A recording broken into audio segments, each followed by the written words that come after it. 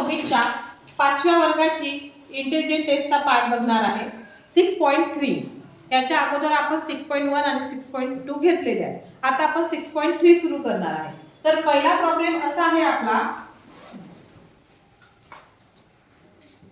26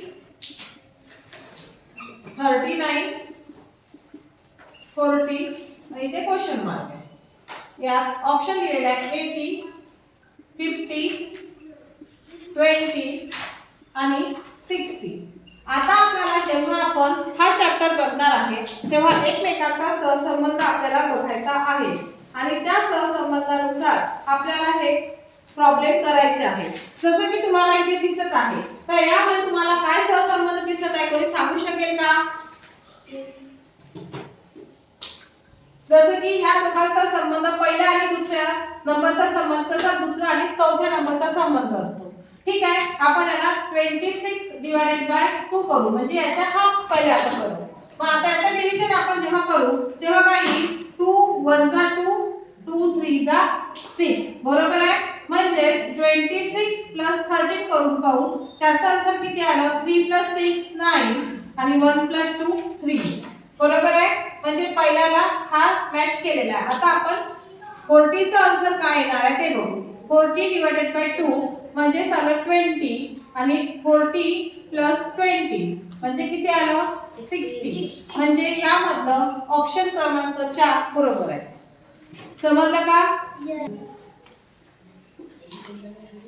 त्यामध्ये दिलेलं आहे 241 4124 आणि 372. इथे क्वेश्चन मार्क. पहिला ऑप्शन आहे 6218 3214 6148 आणि फोर्थ ऑप्शन दिलेला आहे त्यांनी 6281. आता जसा की पहिला आणि दुसऱ्या नंबरचा सहसंबंध आहे तसाच तिसऱ्या आणि चौथ्याचा आहे का बघा. आता बघा इथे 3 डिजिट असल्यानंतर इथे 4 डिजिट आन्सर आलेला आहे. तर आता कशा प्रकारे आलेला आहे ते बघा. आता इथे आपण करून बघू. याला आपण 2 ने मल्टिप्लाय केलं, 2 2 जा 4 आलं. याला आपण 3 ने मल्टिप्लाय केलं, 3 4 जा 12 आलं. याला आपण 4 ने मल्टिप्लाय केलं, 4 1 जा 4 आलं. म्हणजे हे आन्सर आलेलं आहे. बरोबर आहे. आता आपण इथे 372 ला करून बघू. याला 2 ने मल्टिप्लाय केलं 6 आलं. याला 3 ने मल्टिप्लाय केलं 3 7 जा 21 आणि याला 4 ने मल्टिप्लाय केलं 4 2 जा 8 म्हणजे 6280 म्हणजे हे ऑप्शन आहे.